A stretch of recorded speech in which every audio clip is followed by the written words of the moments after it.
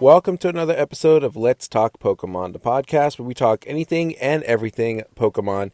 And we have a truckload. I don't know why I use truckload, but it's a lot of information to cover. A lot has happened over the last couple of weeks mainly in two departments, in the TCG department and as well as Pokemon Center.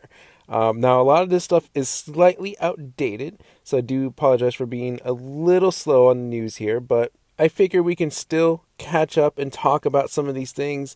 Pokemon Company is really coming out for your wallets. Like, if you thought you were spending a lot of money in a Pokemon Company over the last several months, you have no idea what you're getting yourselves into and right now or even in the upcoming fall, because they have a lot of products slated, a lot of products that are getting a lot of hype, people are getting really excited about, pre-orders that need to happen soon. So, refinance your homes, get a second mortgage, sell every single item that's not Pokemon in your house. Just do what you got to do to get the money for this, because there is a lot to buy. But we'll catch up with some of the smaller stuff. For example, Gibble Community Day was just the other weekend, which was a fantastic community day.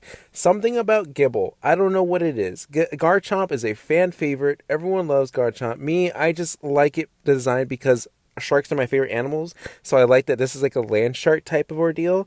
And it was just, again, just like any other community day, awesome to see a whole slew of that specific Pokemon all over the place, but just Gibble just makes people happy, and it was just shiny after shiny. I think I had at least 9 or 10 shinies. I can't quite remember, but it was a lot more than what I was expecting. I did not get a perfect IV one. However, I believe there was a lot of like Twitter posts and Instagram posts of people getting 100%, and I don't know. There was, I guess, talk that people thought it was increased the chance of getting high IVs. I feel like with just that kind of thing with Pokemon Go, it's just all by chance, right? Like, it's not like they up the percentage of you being able to get a shiny or shiny maybe, but 100%. Like, I think it's just like extremely lucky. It was just an overall good day. Everyone seemed to be very positive about it. It was a great Gibble Community Day, and I'm looking forward to what's coming next. Because I feel like these things just keep getting better and better. And I don't know, Gibble be hard to follow up. I would assume maybe the next one should be like Taypig, just because of, previous patterns where we had the starters, because we already had a Snivy Community Day. We haven't had another starter yet, so probably Taypig. We'll just have to wait and see when we get the official word from Niantic. Also with Pokemon Go, we had an event called A Very Slow Discovery that released Galarian Slowpoke in the Pokemon Go game, but it was only in raids and specific research. So overall, it was basically a whole bunch of Slowpoke spawning, and the occasional like Slowbro, and then Slowking and Slowbro were in raids. Galarian Slowpoke was in raid 2. And you could evolve Galarian Slowpoke into Galarian Slowbro as long as it was your buddy and you had knocked out 30. No, you caught or you would have to catch 30 poison type Pokemon. I am not really a fan of this event or how they handled Galarian Slowpoke, because it was only in raids and special research, and I spun several Pokestops per day, and I did not get the special research for Slowpoke, nor did I rarely ever encounter any Galarian Slowpoke raids. Actually, in fact, I only got one. Like, I've only encountered one Galarian Slowpoke, and only got one Galarian Slowpoke, and then that was it. I was holding off on catching poison Pokemon because I was just like, oh, well, I'll just catch another one and see which percent is better, and then I'll just evolve that one. But I never came across another Galarian Slowpoke, which was bizarre. So I don't know if that was intentional or what, but it just seemed like a very weird thing that if you're going to feature a brand new Pokemon, and I feel like I've had this discussion before already, why not up the chance of encountering that Pokemon? Like, I get it if maybe it was an encounter and, it was kind of rare to find one, sure.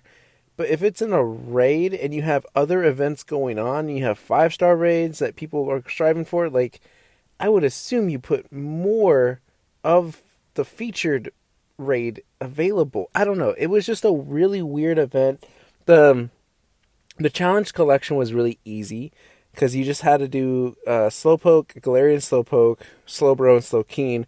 The only weird thing is, besides the Galarian Slowpoke opportunity, was that you had to evolve a Slowpoke into Slowbro and a Slowpoke into Slowkeen to get those checked off on your collection challenge. Otherwise, it wouldn't have counted if you caught a wild Slowpoke or Slowbro. I'm sorry.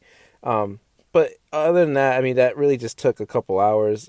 Like I said, I was lucky to get my Galarian Slowpoke when I did, and it was very early in the event. But then after that, I never saw it again. So, it, I don't know. I feel like I could have enjoyed it more if Galarian Slowpoke was more available to catch. Because Slowpoke was pretty cool. Like I liked the event overall, just not the Galarian Slowpoke part. Now, besides Pokemon Go news, I thought I'd just bring this up because it's kind of weird that this update happened, but we might not ever see the update. So I'm going to read the headline here from Cerebi. A big special event has been announced for the Pokemon Quest variant released in China. From June 24th, a special event tying in with Mewtwo Strikes Back Evolution will be held. This event features Armored Mewtwo coming to the game and allows for you to complete tasks to earn Armored Mewtwo and get ingredients to summon Clone Venusaur, Charizard, and Blastoise. It also features login bonuses to get Original Cat Pikachu. At present, there is no indication of this content making it to the original versions of the game. First, for a game like Pokemon Quest, this update sounds really cool that you get to fight Armored Mewtwo and that you get the possible chances of, getting the cloned Venusaur, Charizard, and Blastoise starters. Like, that whole little thing just sounds awesome for Pokemon Quest fans.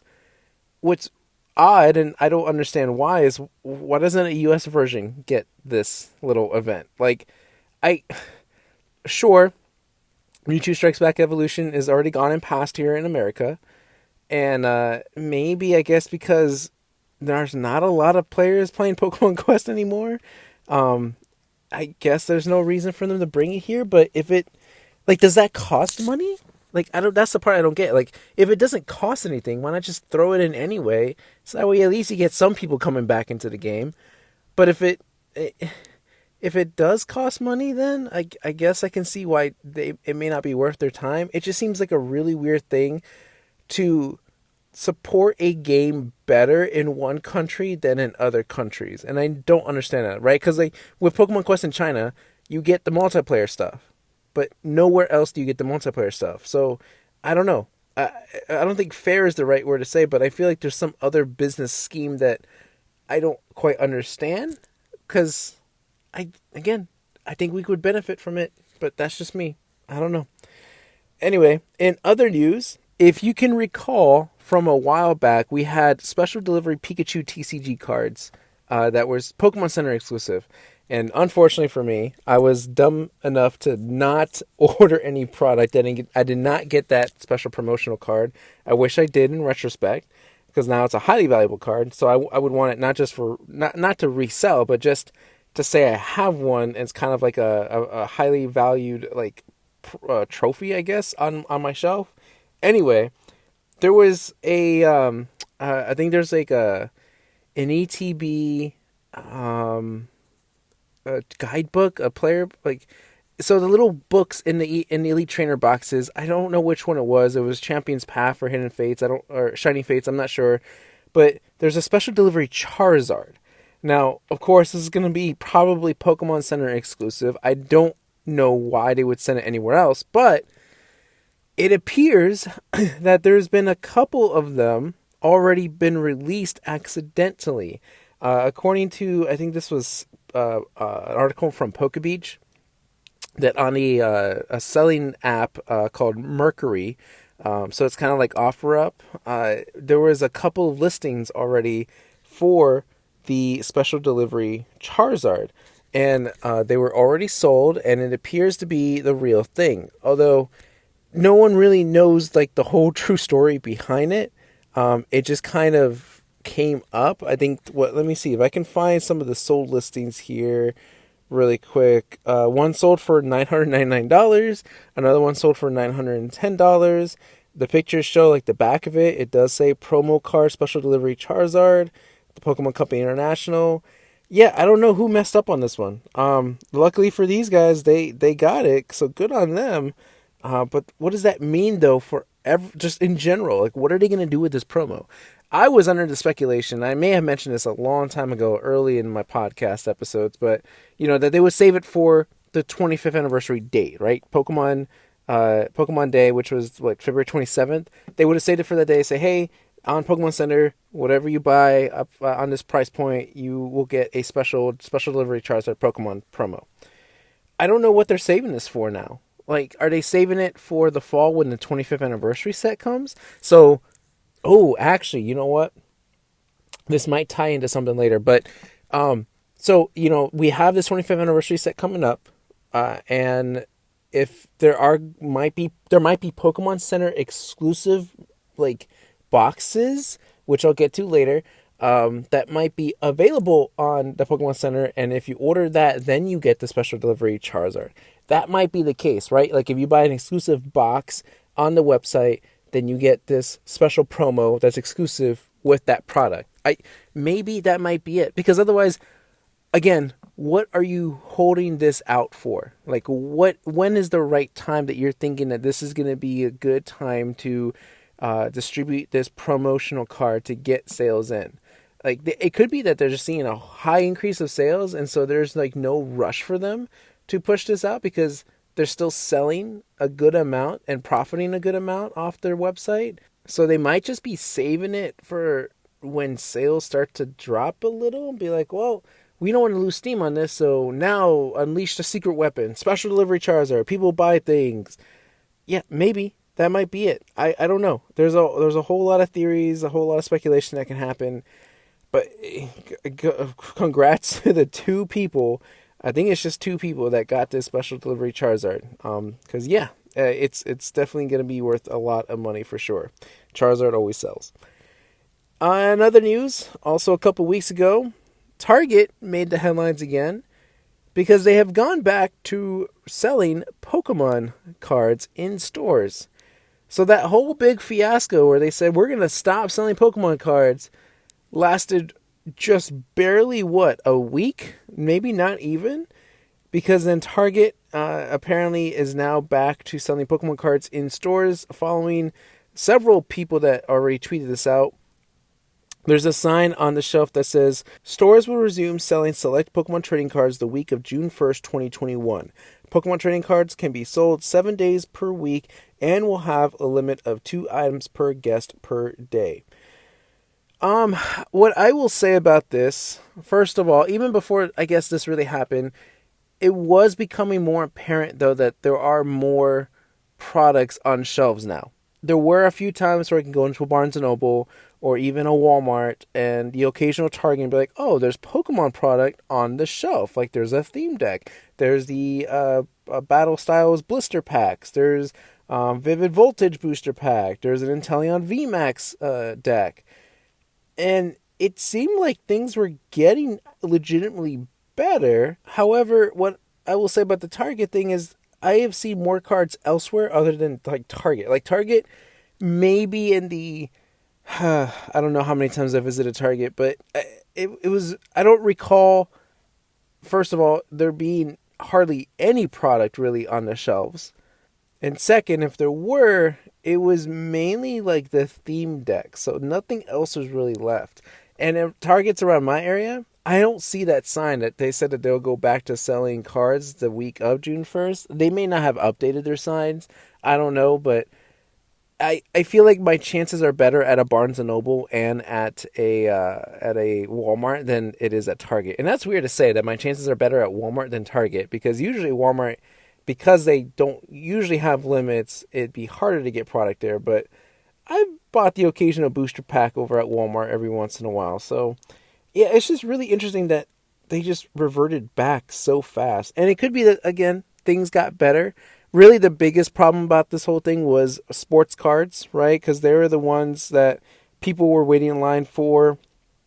People would buy multiples of them. I remember waiting in line. I can't remember if I said this on the podcast or not, but I was waiting in line for Pokemon cards, and some guy came out was saying, "Hey, I want another box of this type of sports card." And I saw that there's like I have a Cramorant tin Shiny Fates that I purchased. So if you buy that, I'll trade it with you. Blah blah blah. Like it was kind of weird that it was. It's like Pokemon cards was used as like trading fodder, right? Like people just wanted to use it as a means of getting more sports cards. So I guess because this sign doesn't say that sports cards are coming back, it's just Pokemon coming back.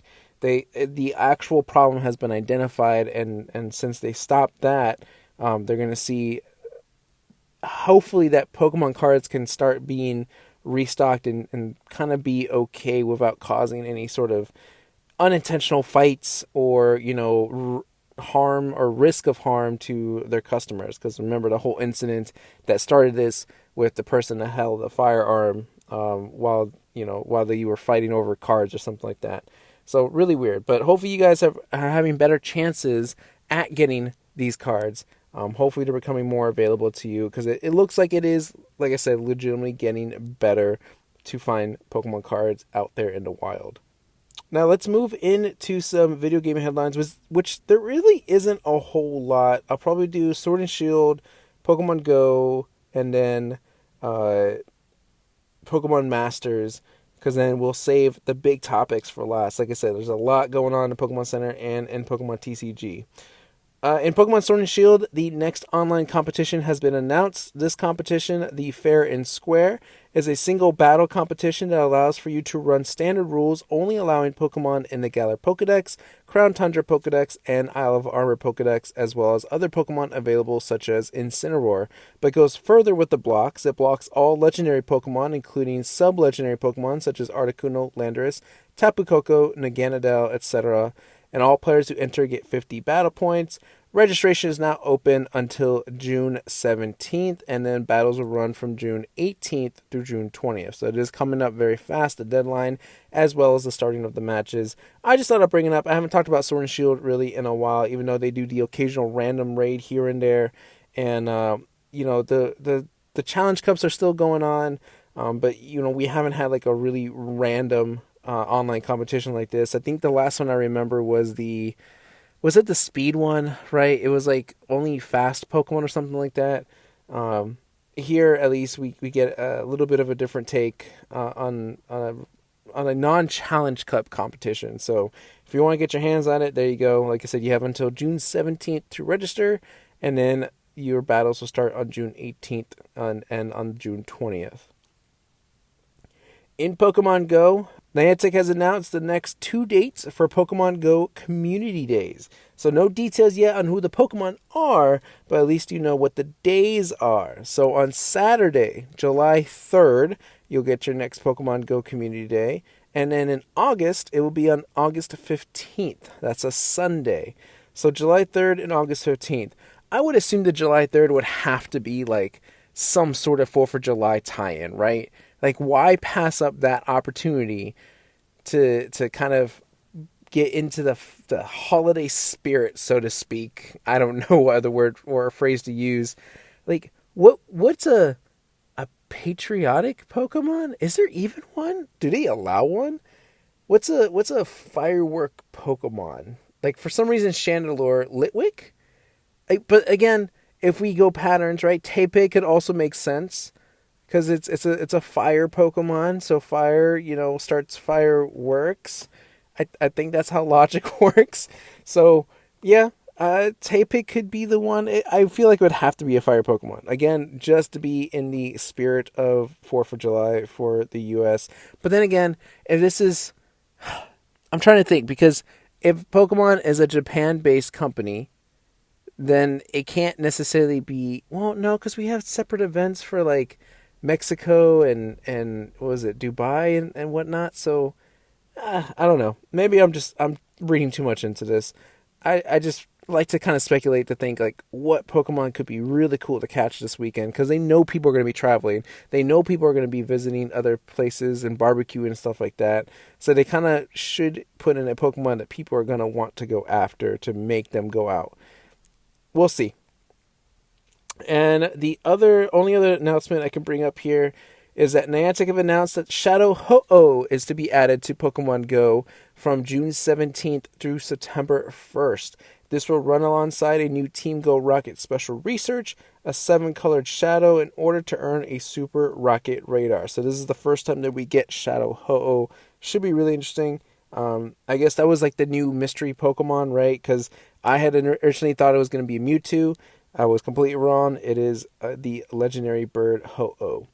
Let's move right along into Pokemon Masters. Pokemon Masters added a new story chapter, Chapter 29, which features the semifinals of the PML, which was actually a pretty good story. Pretty fitting ending to Lear's part or perspective on the whole tournament. So it was nice. I very much enjoyed it. The Beast That Devours the Sun legendary event repeat is now live in Pokemon Masters EX, and it will run until July 26. This features the story of Solgaleo's appearance and gives players access to the sync pair of your main character and Solgaleo, while also unlocking its sync grid. So it's another repeat event. I think this is the third time that they brought Solgaleo. I think what's new though is that the sync grid, like it said, opened up, and that they've been doing this now with repeat events where they've added extra missions where you had to do specific requirements, and then you could earn more gems, and I think in some cases now battle points. So they've had, I think there was like one or two for this one. Maybe I could be wrong in that. Otherwise, there's nothing else that you're missing out on the repeat event, except for just making sure you have access now to the sync grid, and you start, combining what tiles that you want for it. Still on the topic of repeat events, though, there is another one as well. The Legendary Arena Entei event is available until June 23rd. Now, along with this came a triple feature spotlight with increased chances of getting Grimsley and Sharpedo, Chris and Totodile, and Wallace and Milotic. And this one I know for sure also had the extra 3 missions that in case you already complete everything, you had an extra 3 you could strive for, where you had to use like specific sync pairs, like only sync pairs from Hoenn, only water sync pairs, only gym leader, something like that, to get the extra gems and prizes. Now into the new events. This one has been going on for a bit of time here. This one has been going on for quite a while now. The Ancient Brawl Extreme Battle event is now live in Pokemon Masters EX. This event runs until June 21st and features various strong battles against Groudon and Kyogre for a variety of rewards. Okay, let me slightly rant about this one. So to kind of describe this, there's two battles with Archie and Kyogre, and there's 2 battles with Maxie and Groudon. I think I got that name right. They're the first level of each one, right? I think it's like hard and they're super hard.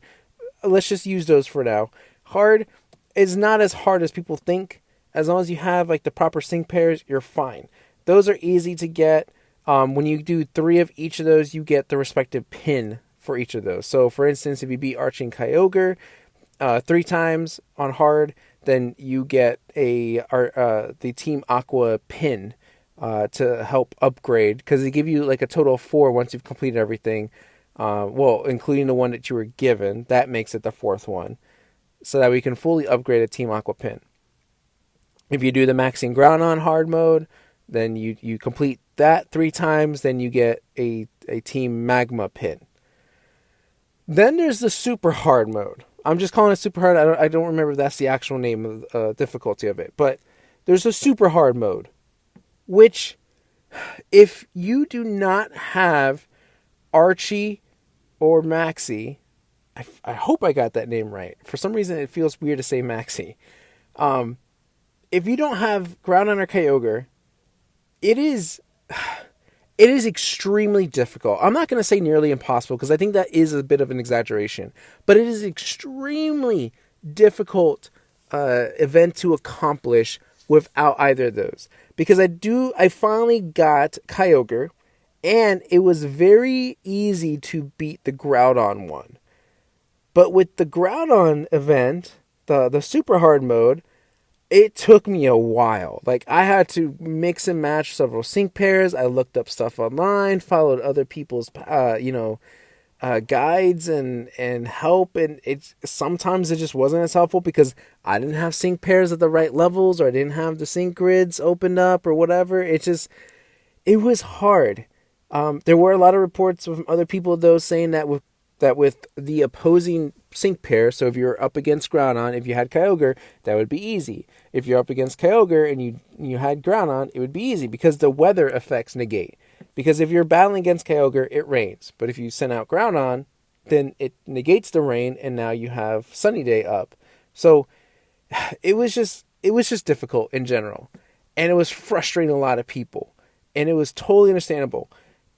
I'm in this weird like middle ground though, where it's like, as much as I'm complaining about how difficult it was, it almost was good that there was something difficult to do in Pokemon Masters, because up until this point, nothing really has been that terribly difficult. If you're playing the game consistently, everything's going to be fairly easy to you. If you've been on and off of the game and you just kind of level up a sync pair here and there, yeah, everything that you're encountering is going to be really, really hard. So, that's going to be a huge struggle. But again, if you're a consistent player, this event was kind of a bit of a breath of fresh air, because it's, oh, wow, I cannot complete this in a day. This actually takes me some time to think about what it is I need to do. So I'm a little, I don't know, torn about this event. I hate it, but I like it, and it's just overall frustrating. It's kind of like Dark Souls in a way, where with Dark Souls you had the boss you just tried so many times to beat, but then when you finally beat it, you just feel so accomplished and feel so satisfied, and it's just like the greatest feeling in the world. That's just kind of like how this is. This is like the Dark Souls influence here in Pokemon Masters, I feel like. The other frustrating thing too is that in total, right, if you complete everything, you get 4 Team Aqua pins, which is great because then you get to fully unlock and max out the Team Aqua pin. But you only get a total of 3 Team Magma pins. Now, the 4th one from the Team Aqua is because, remember, before this, there was that, the Groudon and Kyogre battle where if you battled more Kyogre, you get a Team Aqua pin. If you battle more Groudon, you get a Team Magma pin. Obviously, people battled more Team Aqua, so everyone got a Team Aqua pin, and that's how we got 4 in total. But if you got just the 3 for Groudon, it just kind of seems frustrating because it's like, oh, I need the 1. Is there ever any way I'm going to get the 1? No? Okay, that's cool. This is going to feel like a empty hole in my inventory, but it is what it is. That I can see why for completionists like myself, it is very kind of like, it's very bothersome. It's like that little sibling that keeps poking you and be like, hey, what are you doing? What are you doing? What are you doing? What are you doing? Like, it's just there and you want to try to ignore it, but you can't, because it's just that gaping hole that's just going to just haunt you for the rest of your life. Am I exaggerating? Probably, but that's just kind of how it feels. And a lot of people were just kind of in the same boat. So yeah, it was really weird. It sucked. I'd be curious if there was any way to get that 4th Team Magma pin. I don't know what they would do about it, but, I guess we'll just have to wait and see if they announce anything. Also, in Pokemon Masters, the first of the Battle Point Challenge daily region rotation has begun. These stages provide a chance to get an increased amount of battle points with a 1 per day stage with boost to your sync pair strength if they are of a specific region. It runs until June 15th. Okay, so battle points was introduced, right? Last time we talked about that. They were just introduced. You get some of them, you get a special ticket to get a sync pair, or, you go through these rewards, earning these battle points, and you get like special things like, 5-star to tickets to upgrade your sync pairs, or you get oh my gosh, co-op sync orbs or whatever, right? You get rewards the more battle points you earn. Then it was questioning of, well, how do you get more battle points? Now, in the events that they hold, there are chances to get battle points to them. That's cool. Now what they've added is a daily chance of earning battle points, where you'll see, like, right below where you see your missions, there's like another icon that takes you to a battle point screen, and then that's where you'll see your tier rewards and everything. And in the events section, where you would normally see like the battle villa and all that, there's a battle point one, and you'll see 3 stages. Let's just keep with easy, medium, hard, whatever. Easy, normal, hard. You only get one to choose, though. That is it. So if you do easy, you can't do normal and hard. If you do normal, you can't do easy and hard. If you do hard, you can't do easy and normal. You only have one opportunity. So then once you've picked it, and you battled and you completed it, and that's it. You get the most, which I think the most is 60. Now, they've also added this little weird thing where since the region base is Kanto, then all of your Kanto sync pairs get boost strengths. So you want to use your Kanto partners to be able to complete it. Otherwise, I haven't tried with non-Kanto pairs, but I would assume it'd be just much more difficult, because the bonuses I think are like ×5. So you're getting an incredible amount of boost just to complete these tasks. With those tasks, though, I will say, with my experience, it was fairly easy. Now, to be also completely transparent, I do have Signa Suit, Leaf, Red, and Blue. And that trio is a very good trio team to have, and they take down most stuff very easily. So if you weren't using those 3, I don't know how easy it is for you guys. I think it's just a lot of the social media, comments I've been seeing is that it's just easy to do in general, as long as you have Kanto sync pairs. So I don't think it's something to stress about. It's just another thing to add onto your to-do list for the day. Is it cool? I think I like the concept. I think the concept sounds better in writing than it does in execution. Because, as I already said, it does just kind of feel like another to-do, another addition to your to-do list. Because you have to talk to a sync pair in the Pokemon Center. You have to do the free scout. You have to do the 100 stamina. And then this is like another thing added to it. It's like, then you have to go fight one of these and get your battle points, and then that's it. So I like that you at least have a guaranteed way of earning battle points. I just don't like how it just feels like just a chore instead of something fun to do. So I don't know if this is going to change in the future. Maybe, maybe not. But if I'm sure they're willing to hear feedback about it. It would be nice though to be able to do the normal, medium, and hard. I just think it's just another way of getting extra battle points. I mean, if you're able to complete hard fairly easy, why not just do easy and normal just to get a few extra easy battle points? But I don't know. I don't know what goes on in thinking behind games like this. There is another event in Pokemon Masters called the Town Square Street Fair. This provides a total of 4 scouts to scout for. That's Lana and Araquanid, Kiawe and Marowak, Hala and Crabominable, and the Masked Royale and Incineroar. And it will start running on June 11th, so it's already started, because they did add, so at the time of recording this, there is Lana and Araquanid and Kiawe and Marowak. They're separate scouts, so you're wanting them, you're looking to split up more of your money and your gems for them. The storyline itself is okay. It is a little nice to see some Alolan sync pairs. The ticket thing, so you earn tickets for the events that you complete, but when Lana and Araquanid came out, you would only play Lana and Araquanid's story, and then the tickets only go for Lana and Araquanid items, whether that's the tomes, the sync orbs, and the level ups or whatever. It was only for them. Now with Kiawe that was released, another set of missions came up, and other rewards came up with a different ticket. I think it's like Lana was ticket H and Kiawe's ticket I or something like that. And so whatever tickets you earned from Kiawe, you would use that towards his items that he brought to the market, which again were sync orbs and tomes and whatever, the usual stuff. Next is going to be Howlin' Carbonero. I would assume the same thing. And then finally with the Incineroar. It's kind of a weird, like, step by step, like, tiered event. I kind of like it, though, because I'm the kind of guy that just, like, tries to get everything that they can from the market when it's ready available, right? Because they have, like, 2 of these things and 5 of these things, and I want to get those cleared out right away. And so it's nice not having to, like, worry about 4 different sets of merch, I guess you could say. But it's also kind of weird because if you're not wanting to spend all your gems and you're waiting for the one particular sync pair, you're going to have to wait a while. Or if you maybe spend too much on one sync pair, then you don't have enough for the next one. So, I don't know. It's just, there's pros and cons to the whole way they introduced this event.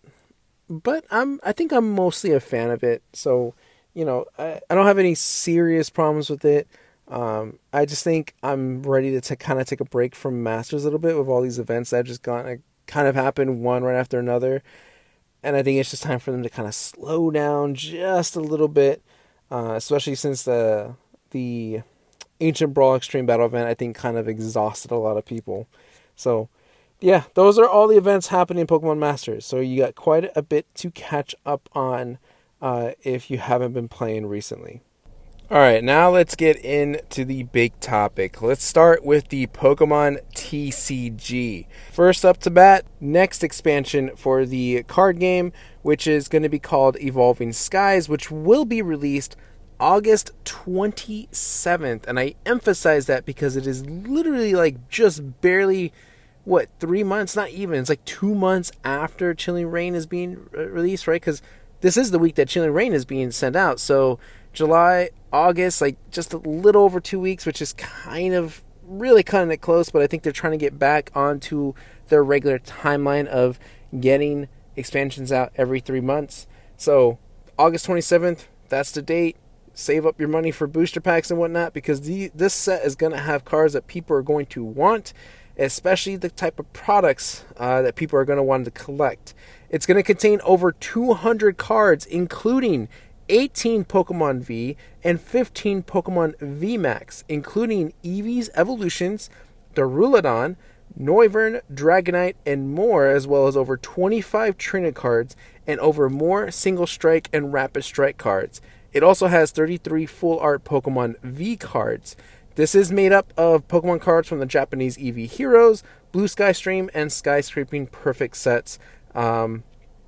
And a lot of the product images have already been released as well. And the first interesting thing to point out is that the pack art is very reminiscent of, what was it called? Roaring Skies, the pack that we had Rayquaza and Shaman in.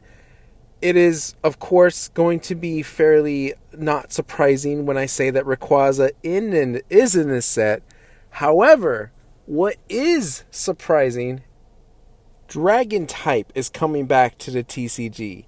So we've been absent of Dragon Pokemon, like the typing of Dragon, for quite a while. I think since the whole Sword and Shield era. Was it before? I don't think it was beforehand. Maybe. I can't quite remember. But it's just been a bit of a good amount of time since we've had Dragon type Pokemon.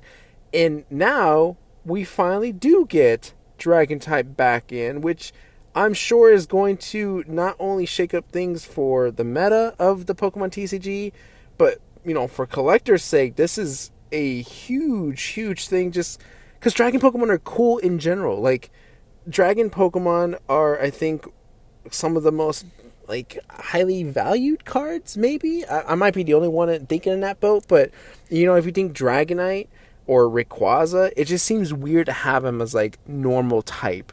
Or, what else would they be besides normal? I don't know, water type, or, whatever random typing they want to give Dragon Pokemon. It just seems bizarre to have them any other way.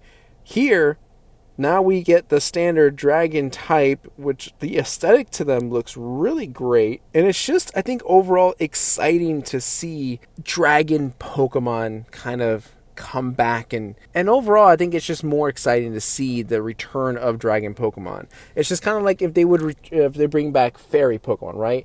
That would be a huge deal. It'd be very surprising. People do like the fairy types.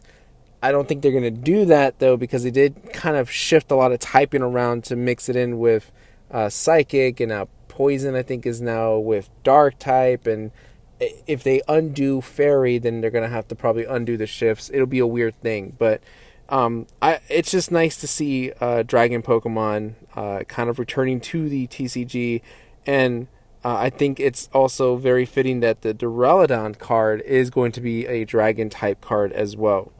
Now, what's even more, I guess, worthwhile or more exciting than Dragon Pokemon coming back are probably the Elite Trainer boxes, especially if you're a huge Eevee fan. If you're a huge Eevee fan, let me tell you, you got like $200 worth of Elite Trainer boxes to purchase because, well, the first thing what I will mention is usually, of course, with every set, you get the Elite Trainer box. And the standard Elite Trainer box for Evolving Skies, there's two of them. There's one box that features Vaporeon, Espeon, Sylveon, and Glaceon. And then the other box features Leafeon, Umbreon, Flareon, and Jolteon. Which is, now that I look back on it, it's kind of weird that they don't have the original three, Vaporeon, Jolteon, Flareon, on one box. And the other, yeah, that's, I don't know what went thinking behind that, but anyway, there's two versions of Elite Trainer boxes, which I think this is going to be like the normal thing moving forward, right? Because with Battle Styles, we had two. With Chilling Reign, there was two. Now, with Evolving Skies, there are two. I think they're starting to catch on, like, hey, they can sell more product because people are going to want to collect two versions up there. I mean, if they worked for the game, why not work for the TCG products? So, there's that. It's kind of got like this interesting little Brady Bunch, like squared but not square mosaic thing to the design of it. It looks really cool. However, there's an additional two Elite Trainer boxes that you can purchase. This was something I was going to go into when I started when I was going to start bringing up the Pokemon Center stuff. But with Chilling Reign, Pokemon Center, the website, has two exclusive Elite Trainer boxes.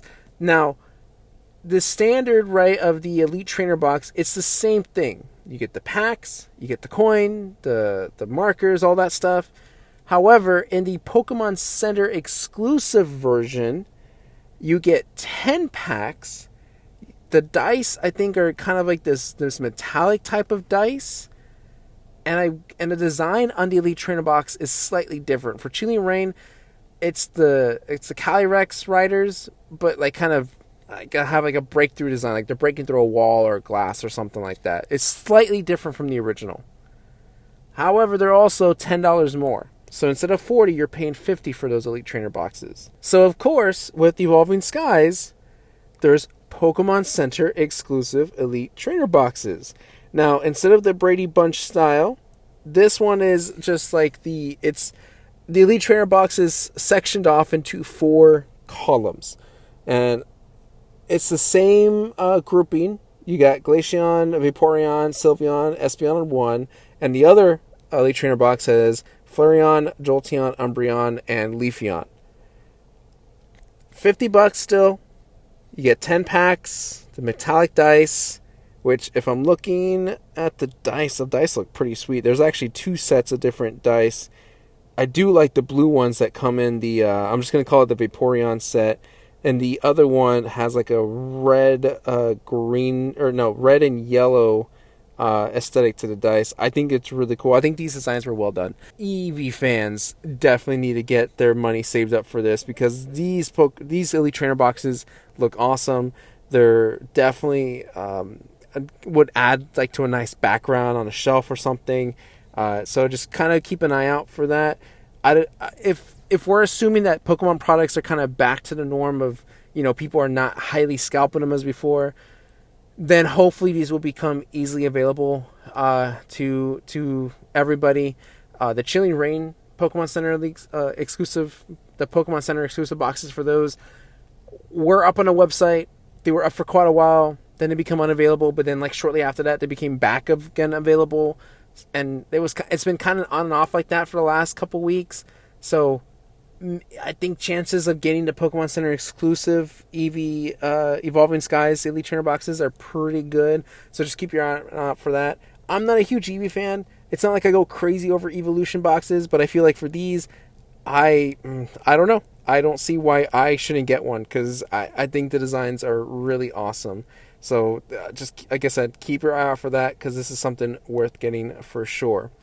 Now, also with Evolving Skies, we have a kind of a new product. I don't think it's one to go super crazy for, but I think it's one that Pokemon Company is just looking to kind of experiment with different types of boxes and ways to push out product.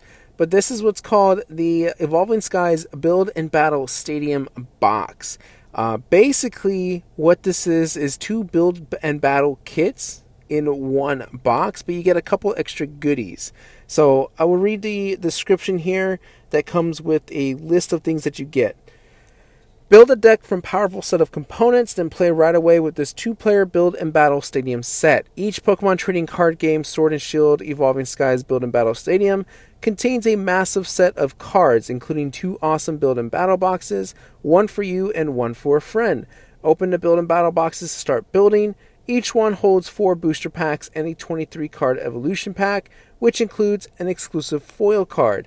The selection of cards gives you a strong foundation for building a new deck to play against your friends. So get ready to face your opponents with a Pokemon TCG Sword and Shield Evolving Skies Build and Battle Stadium.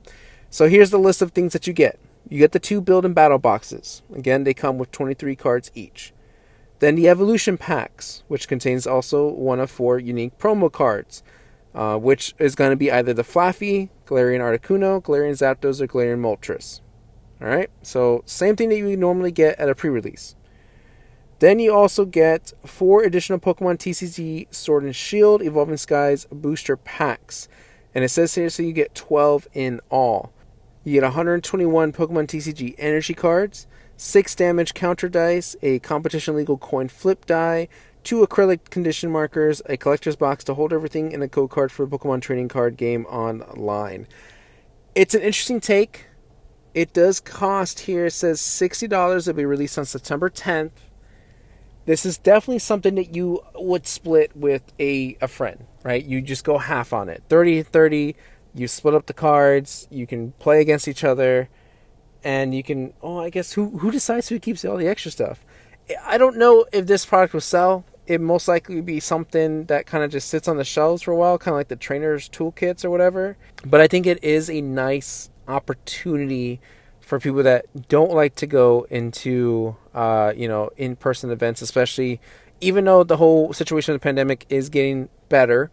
There's still some people that aren't necessarily ready to face crowds and whatnot. So this kind of gives them an opportunity to play a pre-release event at home with friends or family or whatnot. So if you are interested in that, keep your eyes out for that. Again, it will be released on September 10th for $59.99. All right, now 2 more headlines to bring up here.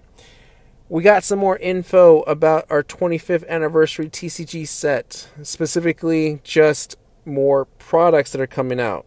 So according to PokeBeach, I'm just going to read off this list of products that are going to come out for this 25th anniversary set.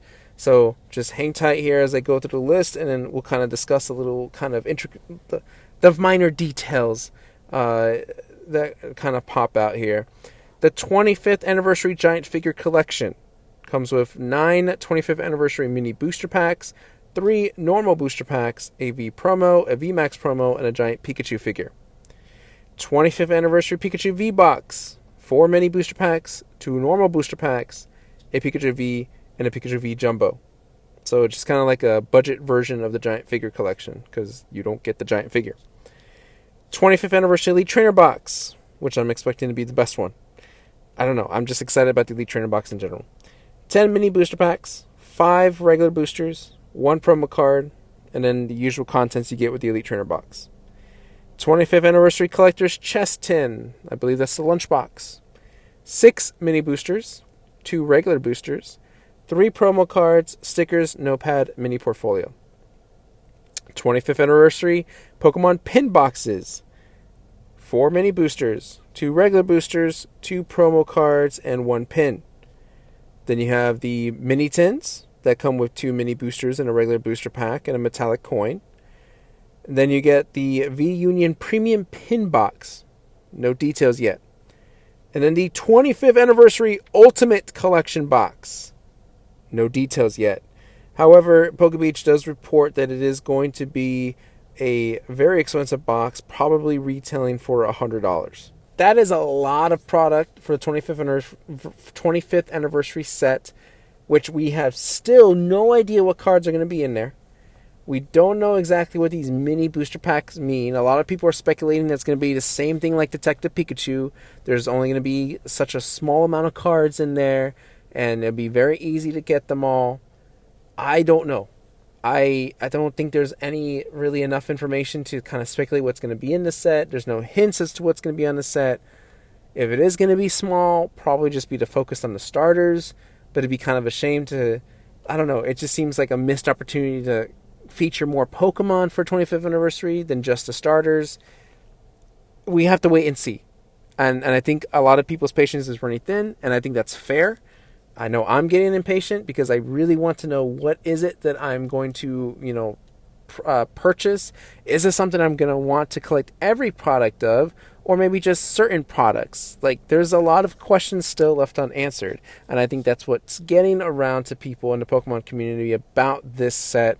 However, it is still very, very exciting nonetheless. I don't think Pokemon has really done wrong with their special sets. I think for 25th Anniversary, I am setting my expectations high, and if it doesn't meet the expectation, that is my fault. That is on me. I would like to see something incredible come out of this. Overall, if it's not worth up to my expectations, I'm still going to probably buy something of it, and I'm still going to love it because it's still Pokemon, and Pokemon has been a huge passion and joy of my life for a very long time. And I'll still be happy with it. It may not be what I want, but I'm still going to be happy with it. So hopefully we'll get news of what exactly is coming in this 25th Anniversary set sooner rather than later. All right, let's move on to our last TCG headline. Remember V-Union, that trademark a long time ago that people were questioning about? People had speculated it was going to be like legendary cards, and you had to put cards together and whatnot. Yeah, fast forward, yeah, it's true. It's basically what people thought it was. It was finally officially revealed as to what V-Union cards are. Take the next 10 seconds to get, all of your Yu-Gi-Oh memes out of the way, because that's literally all that I saw happening on social media when these were announced. And for fair reason, I get it. But the idea or the concept behind V-Union Pokemon, it is just like those, was it legend? Is it called legendary cards? Legend cards? Where you had like the 2 cards that come together to feature a big portrait or a big like image of like these 2 legendary Pokemon. It's the same thing, except instead of 2, there's 4 cards, and instead of 2 Pokemon being featured or however many Pokemon, it's just 1 Pokemon.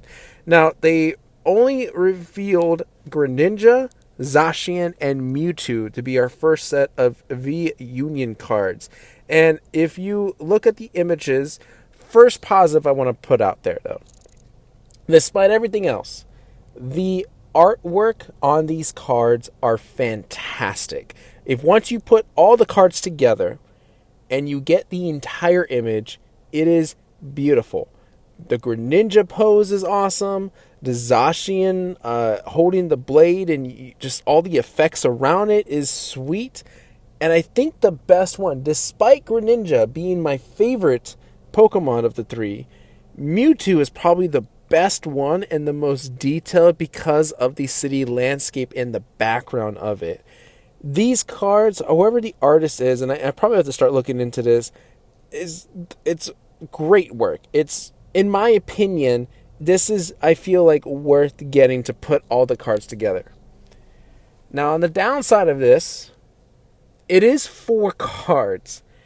And I don't know if this is taking like a rare slot or, the reverse foil slot, because it just seems like a frustrating thing to have to go through boosters and boosters and boosters. Again, if you're the kind of person that collects your cards through opening product, to go through so many boosters to get 4 separate cards instead of 2. Like 4 is harder than 2 is, right? Because if you could pull 26 of Greninja's left leg and not pull a single like Greninja left arm or something like that. Like, I don't know. 4 is just like feeling like it's just really pushing it.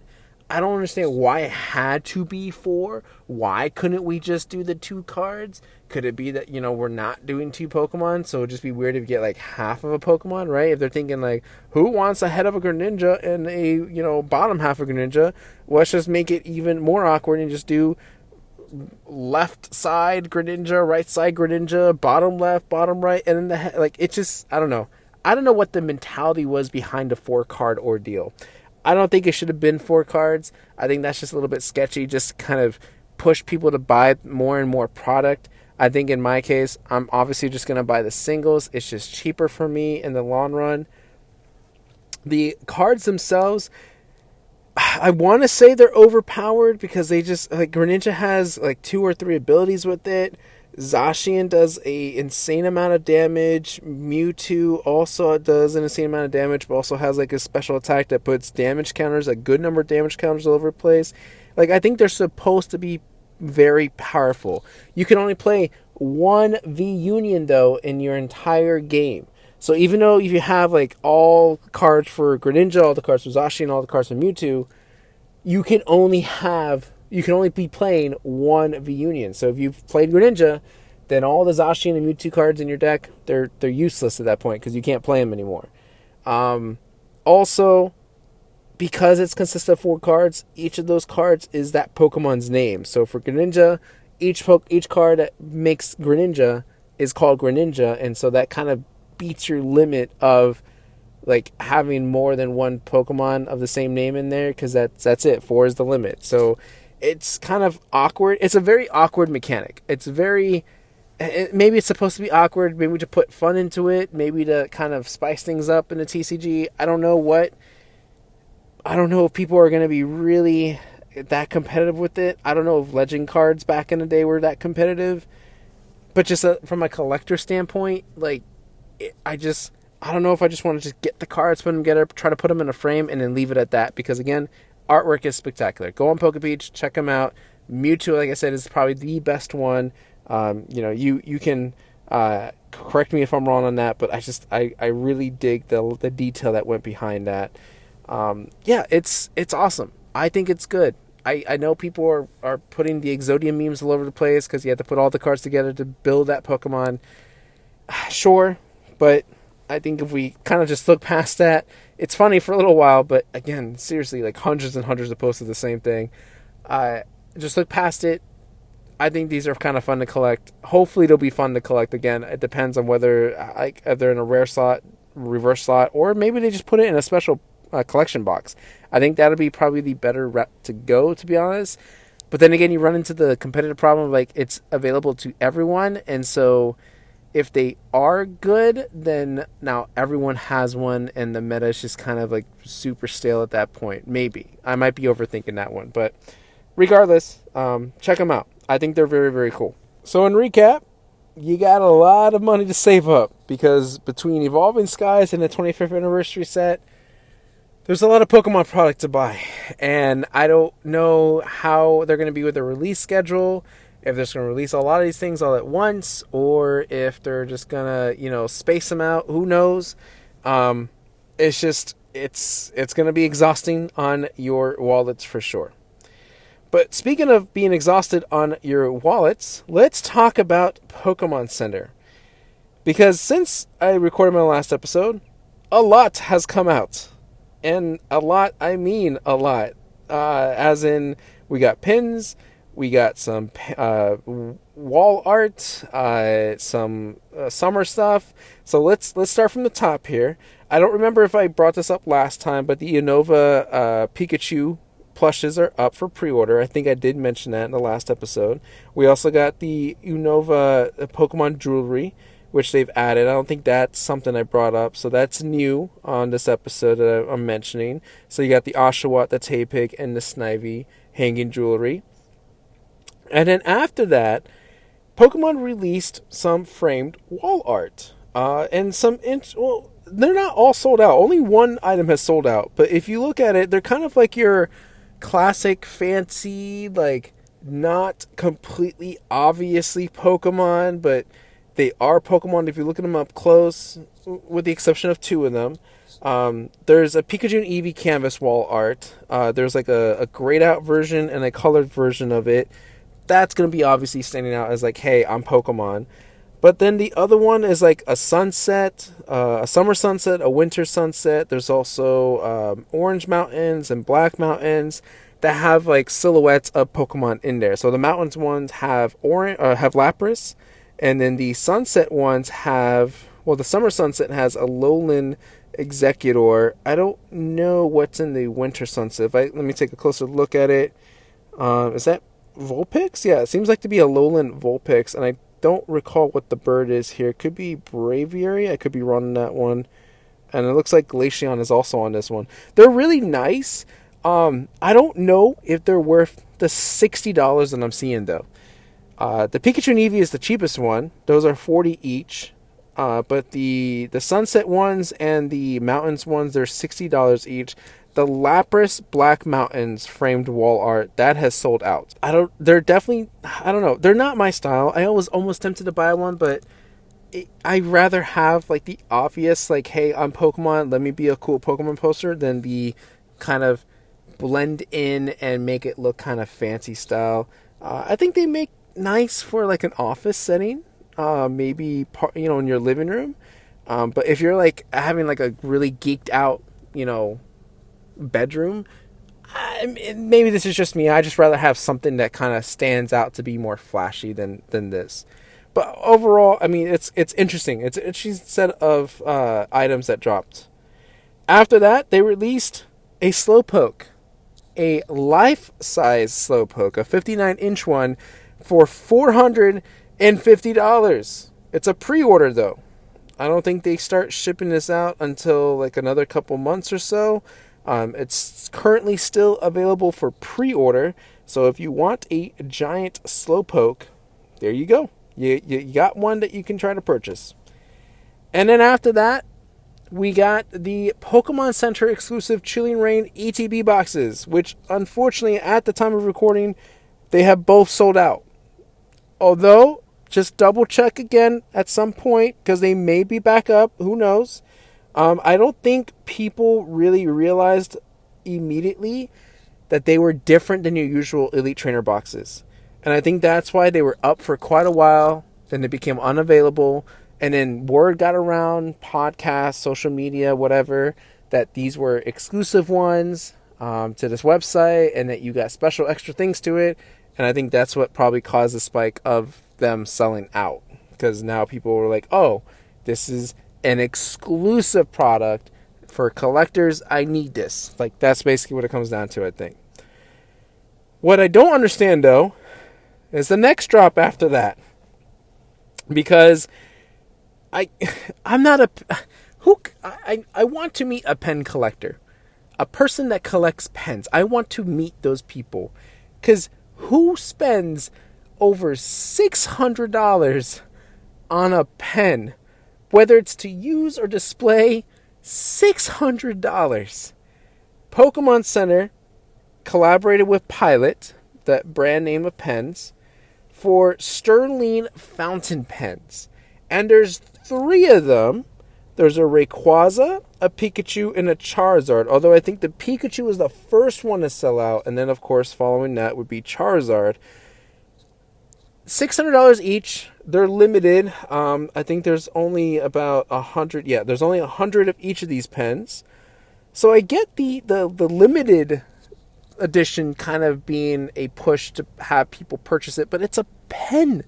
$600. Now, from what I heard, People pay way more than $600 for a pen. I want to know why and what you do with the pen. Like, how do you get your money's worth on a pen? It's just so bizarre to me, and I want to try to understand this. What's interesting about this drop, though, that there was a fourth pen.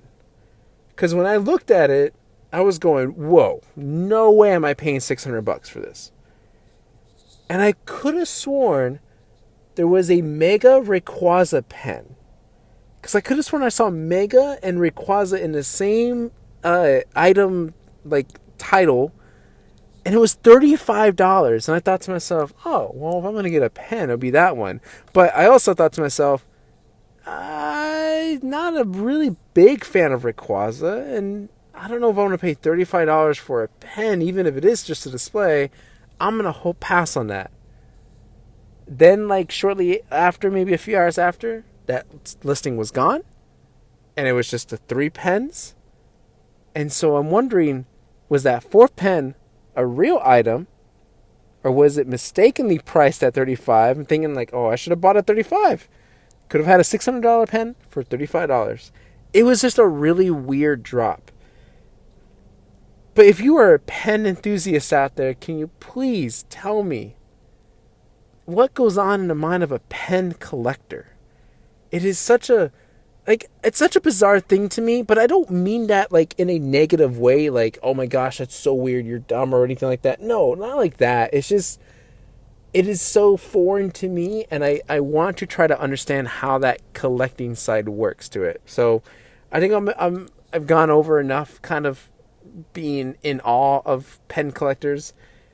But hey, if you got a pen, let me know and tell me what you did with it, because I'm really interested. After that, they did put up the Unova First Trainer packs. So the jumbo cards featuring Oshawott, Snivy, and Taypig.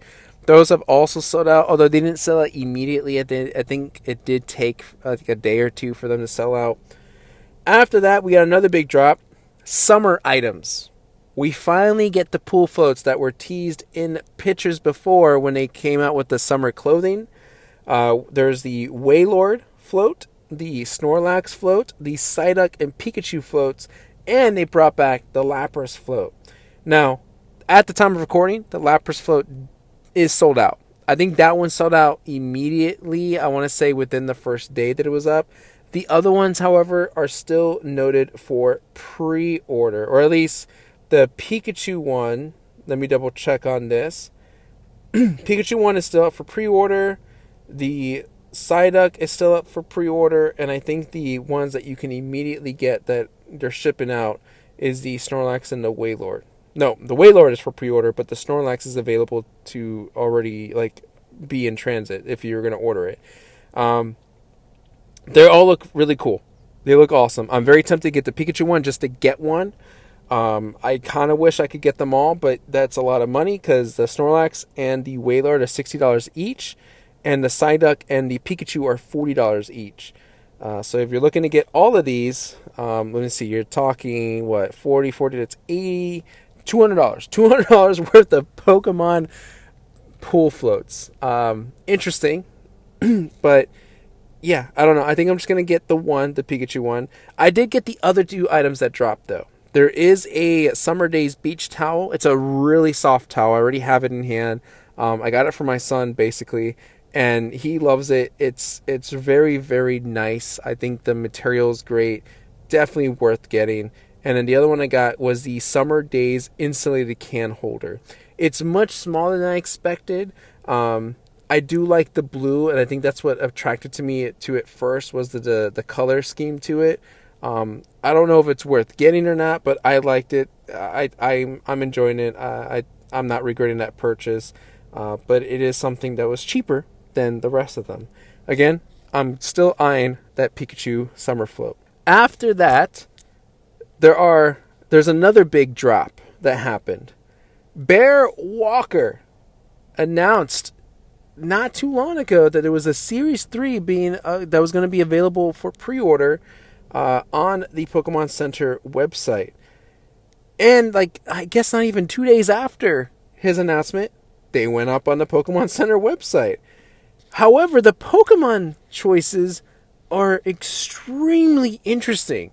Not ones that I think anyone expected, because when he announced them on his Instagram page, he said that they were designs inspired by Kalos, Galar, and Alola. And so people automatically resorted to starters, because he showed like the color scheme of some of the designs, and there was one that was green with some leaves on it, another one that was blue, and another one that had kind of a coral design, and it was kind of reddish and pink. But they weren't Pokemon that anyone guessed. I mean, people were thinking like, oh, it's got to be this Decidueye, Greninja, whatever Firestar, Fennekin. I don't know what they thought on the fire one. But I don't know why coral, though, people think fire. I think people just didn't pay attention too much to that detail. I was thinking Corsola, but I was even wrong. The green skateboard has Pancham on it. The blue skateboard had Snom. And the pink skateboard has Pyukumuku. I guess Pancham is a bit of a favorite Pokemon. It has gained popularity, I think, when it was, during the XY season, when Serena had a Pancham on her team. Snom also gained popularity very quickly. When Sword and Shield came out, people loved Snom. Also lost Frostmoth. Pyukumuku, though, is a weird one. Why Pyukumuku? Nothing against the Pokemon. It's just overall, these are really interesting random choices that I don't know what went on behind the thinking of these. Now, in previous years of Bear Walker skateboards, those skateboards have always sold out. These skateboards have not sold out yet. You can still order them. They're still available for pre-order, $250 each. I don't know if they're just sold out because these are going to be like unlimited amounts, or if these are going to be, or if people just aren't into these designs, right? It's like they're not Pokemon that everybody wants. I mean, honestly, for me, like if I was going to get one, it would be the Snom, but only because I love the blue color scheme to it. I think that blue is such a beautiful blue. Otherwise, if I had to go by overall design, I think the Pancham one is the best one, because Pancham just looks adorable on it. And these are 25th anniversary marked, if I'm not mistaken. I believe if you look on the back of the skateboard, it does have the Pikachu 25 logo on it. Otherwise, I guess if you want to complete your Bear Walker collection, you have to get these next three. What I will say, though, is what's more interesting is what happened, or what he announced on the rest of that Instagram post. Because he did mention or reference back to the 25th anniversary skateboard. That he specifically stated that he mentioned that there will be another chance to get that 25th anniversary skateboard later on. Now that's the drop I'm waiting for, because if I'm going to have any skateboard, if it's not a Squirtle, Wartortle, or Blastoise, it's at least going to be that 25th anniversary one. That's the one I want to try to get. So, follow Bear Walker on Instagram, Twitter, whatever you got to, if you want to keep up to date on that, if you want another chance at that 25th anniversary set. All right, now, more recently, beyond the skateboards, we got the next set of the Evolution Pokemon pins, which features Piplup, Chimchar, and Turtwig. And then we got a new, I guess it's new, Sitting Cutie, although I would have assumed this was released a long time ago, a Sitting Cutie Sunkern plush. I don't know if it's really new or if it's just a restock, but it is available there. And in addition to that, there is a Ho-Oh plush that you can get, very much and similar to the Lugia plush that released not too long ago. 13 3/4 inch plush for $25. It's pretty cool. It's not bad. What was also interesting, though, about this drop is I don't know if they just went up too early or if they did sell out, but they removed the listing, so maybe it was up too early and it just wasn't available to purchase, but there was a Mega Gengar and a Mega Rayquaza plush. That I do recall seeing there earlier. It's not there anymore. Actually, now that I think about it, in one of the earlier drops, too, there was a Mega Gengar hat for Pokemon Go that dropped. Apparently someone was able to purchase it, maybe multiple people, and because I saw at least one Instagram post that someone was wearing that hat, that they got it from the Pokemon Center, but it's not there. It's not listed anymore there. So that was my mistake. Who's running the Pokemon Center website? Because they've been doing this a lot, where they drop things on the website that are not ready for purchase, or they make mistakes, even with pricing errors, with the Moleskine notebooks that were selling for $10 cheaper than they were supposed to be. Like, I don't know what's going on with the coding behind the Pokemon Center website, or why there's so many mistakes happening. But I feel like because the popularity that has obviously gained over the past year or two, they need to start kind of being more on top of that and not let these kind of careless mistakes pass by. It was a nice little update with the sold out labels and their attempts at, kind of preventing bots and whatnot. But I think they need to hire more people to get on this and kind of finally get it to near perfection or better than what it is right now, so that these slip-ups don't happen and it's not as confusing as many people. There were even some items, and I think there's even still one item here. Yeah, it's the Unova trainer pack that has a number instead of the actual title. So if you look at the Unova trainer pack, booster pack, whatever, it says 290-80964. Doesn't even say the first, partner pack. It just says the number there. And I've seen that a couple of times happen on the Pokemon Center. So, yeah, I don't know what it is. They got to start kind of doing some quality control on that. Otherwise, people are just going to get more and more confused. But that is it, ladies and gentlemen. We are caught up. That is everything that has happened with Pokemon in the last couple of weeks. And man, was it exhausting. So much that there's to buy, so much to talk about, so much to collect. Product-wise, Pokemon is not stopping. Pokemon knows how to go after your wallets. Pokemon knows how to make you beg or starve for their merchandise. Pokemon is very much aware of what they're doing marketing-wise. Not sure about the 25th anniversary events or anything in general like that, but just marketing, merchandise, they know what they're doing. I know I have a lot of money to save up because I definitely want to try to get all those 25th anniversary boxes if they're worth it. The Elite Trainer boxes, the Pokemon Center exclusive ones. I don't know what else they're going to drop merchandise-wise, because we do know that they like to, do their holiday sets. So, Halloween's coming up, Thanksgiving, Christmas, whatever merchandise, exclusive merchandise they're going to drop for that. Lot to take in. All right, now without expanding this into a 3-hour tour, let's get into the last segment of the episode, which is, of course, the Pokedex Trivia, where I read to you a Pokedex entry of a Pokemon.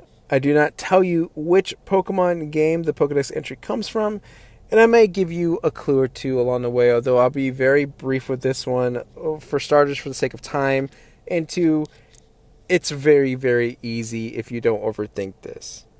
So here is the Pokedex entry. And I'm explicitly leaving out the first sentence of this entry, because it is a dead giveaway if I read that first sentence. Every flap of its wings creates a dazzling flash of flames. Wings and flames. There's only so many of that kind of Pokemon that you could think of that this Pokedex entry could be talking about. Every flap of its wings creates a dazzling flash of flames. It's a dual type. There's 2 forms to it. Well, yeah, there's 2 forms to it. I'm not going to really... And for the sake of time, I'm not going to prolong the wait time here. I think we're just going to get right to it. I hope you have your answer, because it is very straightforward as to what it is.